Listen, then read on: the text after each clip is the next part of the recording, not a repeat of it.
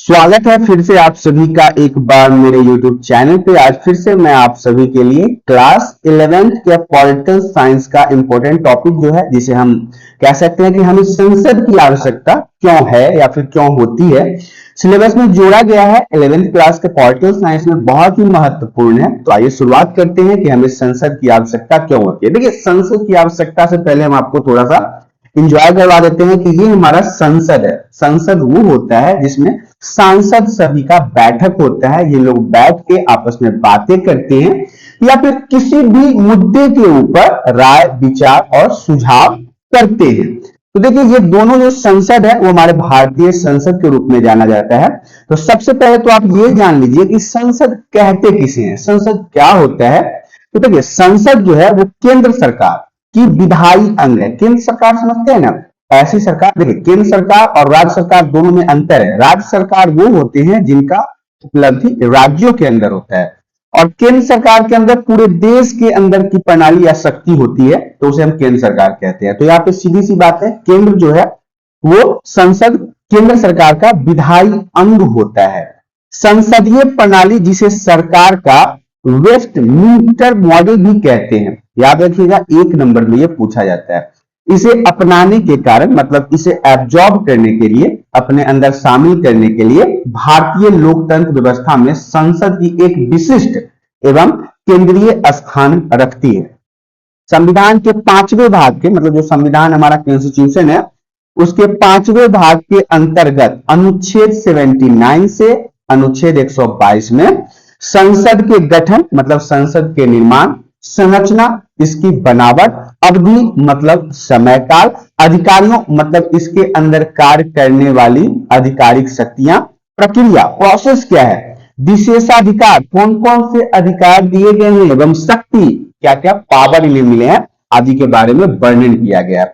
देखिए, इसे सिंपल भाषा में समझिए कि अनुच्छेद 79 से लेकर अनुच्छेद 122 तक जो संसद है, इसके बारे में हमारे मतलब संविधान में बताया गया है, जिसमें गठन, संरचना, अवधि, अधिकारियों की प्रक्रिया, विशेषाधिकार एवं शक्ति के बारे में विशेष रूप से बताया गया है। यदि आपको संसद के बारे में जानना है तो आप अनुच्छेद 79 से लेकर अनुच्छेद 122 तक को अगर पढ़ लें तो इसमें संसद से जुड़ी सभी बातों का वर्णन किया गया है। यहाँ पे आपको दिखाई दे रहा होगा इमेज, जिसमें नरेंद्र मोदी जो अभी हमारे भारत के प्रधानमंत्री हैं और संसद में सांसद भी हैं, क्योंकि इन्हें सांसद होना तो जरूरी है भारत में प्रधानमंत्री का पद को पाने के लिए। तो ये संसद भवन में नरेंद्र मोदी का फोटो है, जो आपके समझाने के लिए संलग्न किया गया है। तो इस तरह से तो आपने समझ लिया कि संसद क्या होता है। तो संसद के आगे हम आपको बताएंगे कि संसद की आवश्यकता क्यों है, हमें अपने भारत के अंदर संसद की आवश्यकता क्यों होती है। क्योंकि प्रमुख प्रश्न तो यही है कि हमें संसद की आवश्यकता क्यों होती है। तो पहला पॉइंट को आसानी भाषा में समझिए, किसी भी देश, चाहे वो भारत हो या किसी अन्य देश जिसमें सांसद हैं, उनको कानून बनाने के लिए, मतलब नियम, देखिए हमारे भारत देश में बहुत सारे नियम है, बहुत सारे कानून है, बहुत सारे लॉ हैं। कानून बनाने का सबसे बड़ा अधिकार किसे होता है, संसद का होता है। तो अब आप समझ सकते हैं ना कि हमारे भारत में अगर कानून नहीं होगा तो भारत देश चल पाएगा, नहीं चल पाएगा ना। तो और कानून बनाता कौन है, तो कानून बनाते हैं सांसद। तो अब एक पॉइंट तो आपको समझ में आ गया होगा कि हमारे भारत देश में संसद की आवश्यकता क्यों है, क्योंकि कानून की आवश्यकता है और कानून का निर्माण कौन करता है, सांसद करता है। संपूर्ण विश्व में संसद जो होता है वो नए कानून बना सकती है। संपूर्ण विश्व में जिसमें भी संसद है वो नए कानून बनाते हैं, नियम बनाते हैं। वर्तमान कानूनों में संशोधन कर सकती है, उन्हें समाप्त कर सकती है। बहुत ही इंपॉर्टेंट है, बहुत महत्वपूर्ण पॉइंट है कि जो सांसद होते हैं वो नए नियम कानून तो बनाते ही हैं, इसके अलावा जो वर्तमान में नियम कानून होते हैं तो उसे एडिट कर सकते हैं, मतलब संशोधन कर सकते हैं, उलटफेर कर सकते हैं। इसके अलावा उन्हें समाप्त भी कर सकते हैं। अगर उनको इस चीज की जरूरत नहीं लगे अपने भारत देश के अंदर तो उसे वो समाप्त कर सकते हैं। अगला पॉइंट हमारा कहता है, संपूर्ण विश्व में संसद सरकार चलाने वाले को नियंत्रित करने के लिए कुछ अधिकारों का प्रयोग करती है। हमारे देश में संसद को सीधा और पूर्ण नियंत्रण प्राप्त है। जो भी सरकार हमारे देश पर हुकूमत करती है, चाहे वो नरेंद्र मोदी की हो, कांग्रेस की हो, आम आदमी पार्टी हो, समाजवादी पार्टी हो, लालू नीतीश कोई भी हो, उसे सीधा नियंत्रण कौन करेगा? उसे सीधा नियंत्रण संसद करेगा। संसद के हिसाब से ही हमारे देश के प्रधानमंत्री को, हमारे देश के सरकार को चलाना होगा। ये नहीं कि हम पीएम बना दिए, प्राइम मिनिस्टर बना दिए तो वो तानाशाह हो जाएंगे, ऐसा नहीं होता है। उन्हें सांसद के राय विचार के हिसाब से ही अपने पूरे देश को चलाना होता है। हमारा और हमारे भारत देश की अगर बात की जाए तो संसद जो होते हैं उनका पूर्ण नियंत्रण होता है हमारे सरकार पे, हमारे कानून। अगला पॉइंट हमारा कहता है सरकार के पास जो धन होता है, जो पैसा होता है, उस पर संसद का नियंत्रण होता है। सरकारी खजाने होते हैं ना, जो टैक्स वगैरह से आते हैं, टैक्स से वगैरह से जो पैसे आते हैं, इस पूरे पैसे पे पूरे सांसद का नियंत्रण होता है। जितने भी सांसद होते हैं, सांसद एक तो होता नहीं है, सांसद बहुत सारे होते हैं, तो इनका नियंत्रण होता है सरकार के पैसों पे।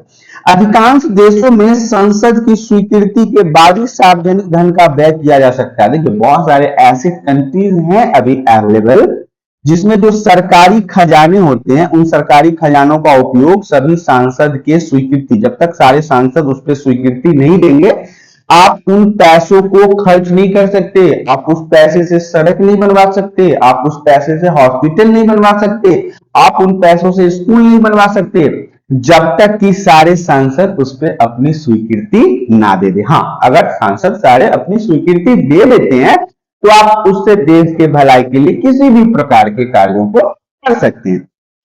अगला और लास्ट पॉइंट जो है वो कहता है सार्वजनिक मामलों और किसी भी देश की राष्ट्रीय नीति पर चर्चा और बहस के लिए संसद ही सर्वोच्च संघ होता है।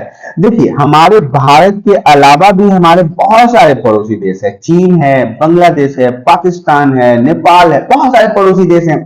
इसके अलावा भी बहुत सारे मित्र देश भी हैं हमारे, रसिया, अमेरिका, कनाडा, जापान है, बहुत सारे ऐसे मित्र देश हैं।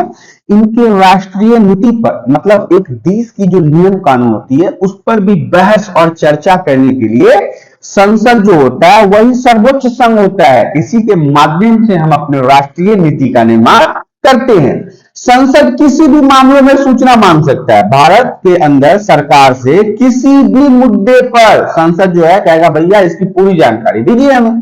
तो इस तरह से आपने ये तो समझ लिया ना कि संसद हमारे भारत के लिए कितना आवश्यक है, क्योंकि संसद ही जो है वो पूरे देश को एक तरह से नियंत्रित करके रखता है। सरकार के ऊपर नियंत्रण, सरकारी खजाने के ऊपर नियंत्रण, विदेशी मित्र देशों के ऊपर अपने नीति को बनाना, उनके साथ दोस्ती का कैसा भाव चलना है इसके ऊपर देखना।